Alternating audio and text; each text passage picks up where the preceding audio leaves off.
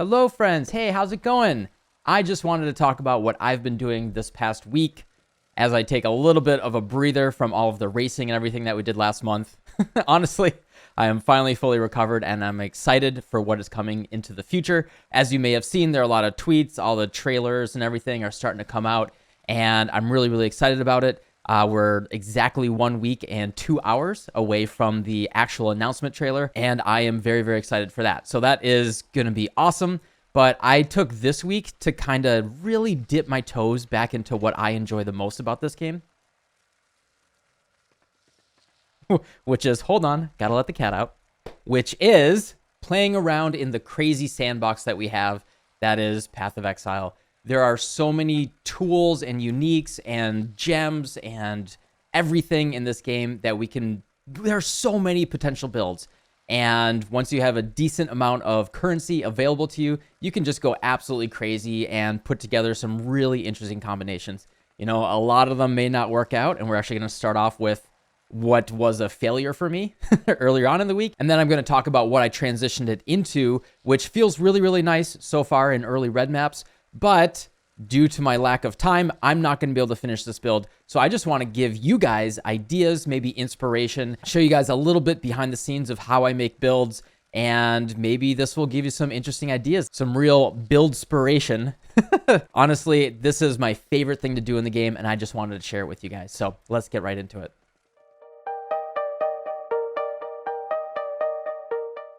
All right, so welcome to the workshop. If my inventory looks like this, you can tell that I am working on a build. I really put my builds together in what I think is a very different way than you're going to find a lot of other folks. I look at Path of Exile as, I'm still working on the metaphor or the analogy here, but it is way closer to a sandbox or going to a fun house or something where there are just tons and tons of tools at our disposal. And based on the meta, what's changing, what's going on, I like to just, mix and match different things. And, sometimes certain things might not be that good. And, that toy doesn't really work. Like maybe we're in a sandbox and your little Corvette toy that goes really, really fast around corners just doesn't work really well in the actual sandbox playground. But maybe a new patch comes out and the sand turns into a really nice asphalt driveway.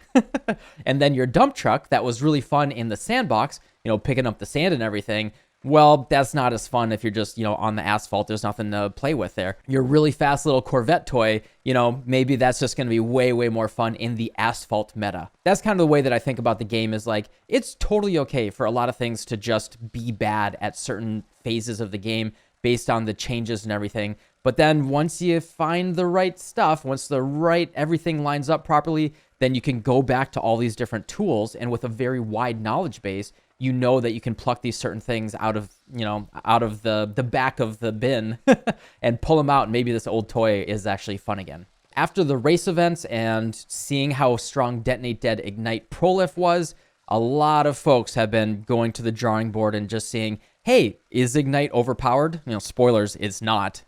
What's overpowered is Detonate Dead. So we're seeing a lot of people doing things like Arc Ignite, Explosive Arrow Ignite is like, okay. And my idea was doing something like a big cold attack, because the cold attacks, Glacial Hammer, Ice Crash, have gigantic damage effectiveness numbers. I believe Ice Crash might have the single highest damage effectiveness number in the game. Yeah, right here, you can see 356% effectiveness of added damage.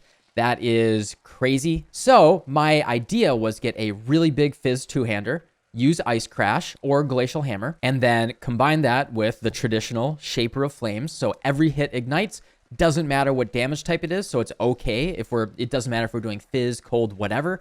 And as long as you do, 51% of your damage is fire, then you get an additional 25% more damage multiplier on the ignites that you're inflicting.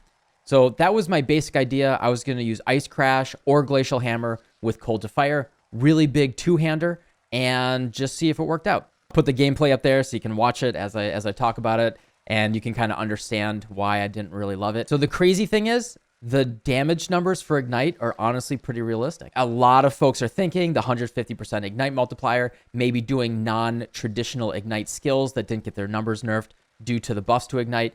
Maybe there was something there. Now, doing this as an Elementalist, doing a big slam attack or a big strike skill attack, the downsides are many. To focus on accuracy, which we don't get very easily, we do need to get a little bit of attack speed. 0.7 attacks per second is just really, really uncomfortable. And all of the really big scalars that we're going to be looking for here are on the other side of the tree. So what we're going to be looking at is just trying to scale our ignite damage, our fire damage, or just overall damage as much as possible, and just see if we can inflict a really big ignite. So I got this up to about early red maps, and it felt okay. What I was able to do is I got a Marohi, which is a really big two-handed mace. I corrupted it. I got level 10 Onslaught, so then with Onslaught and Pulverize, it was a pseudo 8-link. Fortify would have been better, but honestly, I needed the speed from Onslaught to even make it feel okay. And then because it was corrupted, I was able to use Tainted Jewelers and Fusings to only spend a few chaos to guaranteed 6-link it. That's a cool little trick that we are losing next league. Scourge is not going core, so I'm going to be a little sad to lose that. But anyway, the build felt okay. The attack speed was really slow. I did break down and go to POB and played around with the numbers, saw how good I could get it with the absolute best case, and I could get to about a 1.5 to 2 million DPS ignite if I had, absolute perfect investment and everything really, really good. Honestly, with the slow speed of the hammer and going for the ignites and all that, it just didn't really line up in a way that felt really, really good. The damage could have gotten to a place that was pretty good. And in fact, I could have done like really good damage actually by leaning into the Elementalist nodes, like honestly ignoring Shaper of Flames and doing actually exactly this. Liege of the Primordial, Heart of Destruction is it's another 30% more damage multiplier. Masterminded Discord, minus 25 res, and Shaper of Storms. So you're just always shocking. You can get pretty decent damage. The problem is, it's just not particularly comfortable. You're just probably better off playing a Berserker or a Raider.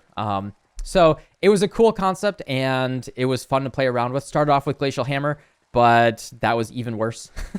It was okay. It was a fun thing to try. I'm glad that I tried it. But at the end of the day, it just wasn't comfortable enough for me to, recommend it or finish the build. And that's just an example of a failed thing. I tried it. I had an idea, spent some time in Blood Aqueducts, white maps, yellow maps, opened up POB, was able to extrapolate from there if I would have liked it or not. I really need that experiential, hey, I'm actually playing this. Maybe the numbers are okay, but 0.7 attacks per second, that just doesn't feel good. Now, transitioning, as I was leveling this character, I was actually running up and down through different zones and manually casting Hydrosphere. I actually 6-linked my Hydrosphere, and I was just swinging it around like a wrecking ball.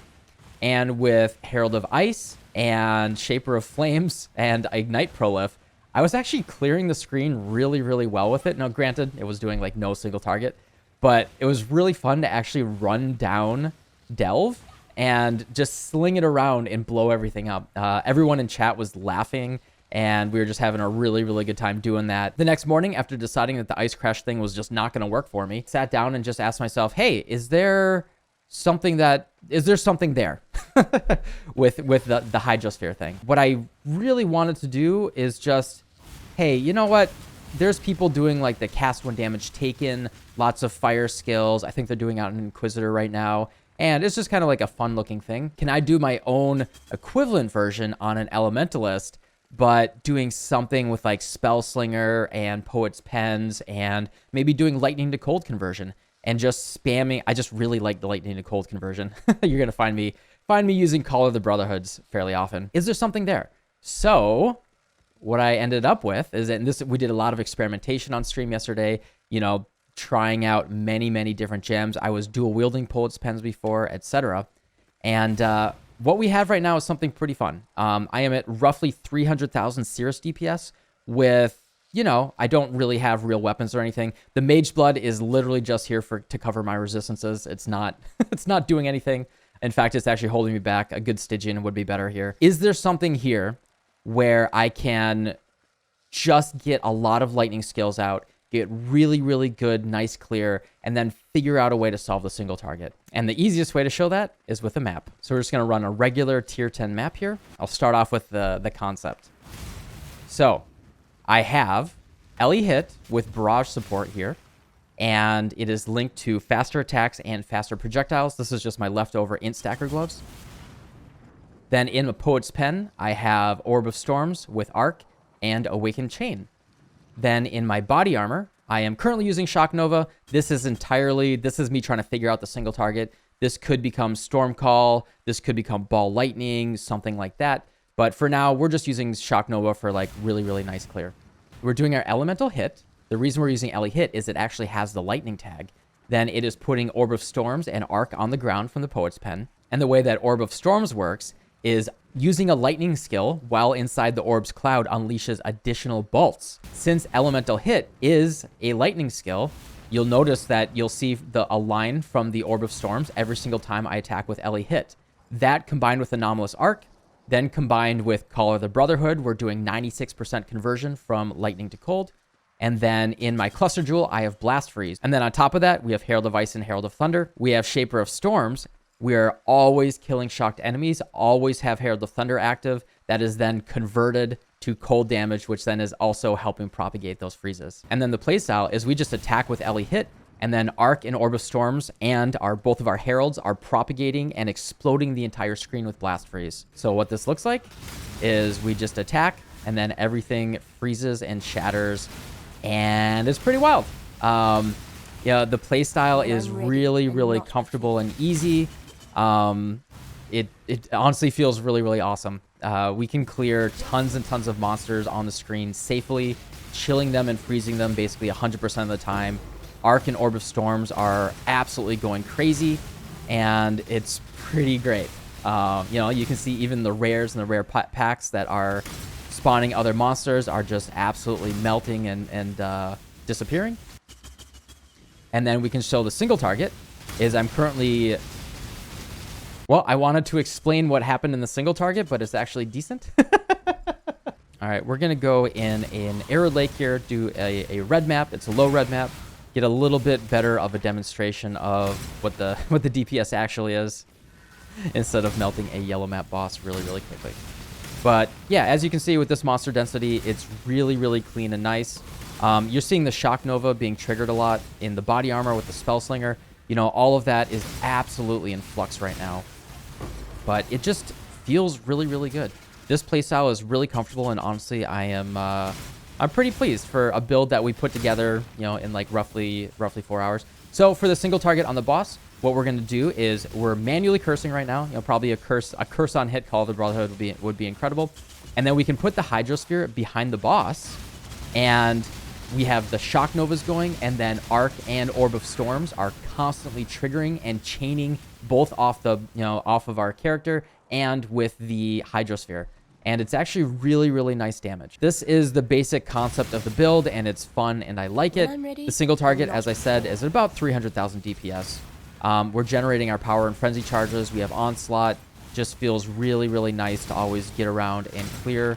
And I think this is a potential build if you wanted to have a little bit of a, kind of a vanity build that's a little bit different and funky that you want to play. If you want to go really, really big, you can use a Squire Shield, and having that linked with the Poet's Pen, now where every single thing that we're triggering here will have 3 support gems on top of it.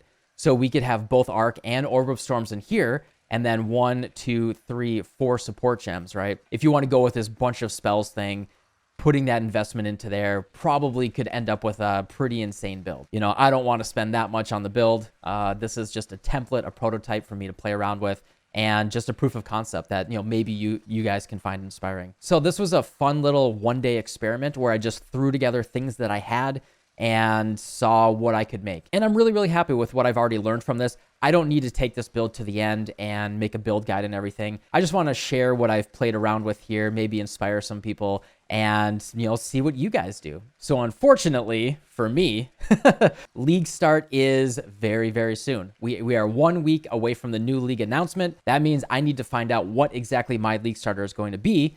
Similar to what I did this league, I am going to pick a league starter and then just do daily update videos walking folks through every single little thing that I did. So definitely get subscribed here if you want that experience, if you want a full walkthrough of the first couple weeks of a league, being able to experience it through my eyes and being able to learn from what I did and follow along and also have a very successful league start. I want to share that experience with as many people as possible and show that Path of Exile, with some effort and some study, can be a playable and approachable game without absolutely grinding it out. So that means I got to pick my league starter. This character, I don't have time to take it any further. I would love to see what you all do if you do try something like this.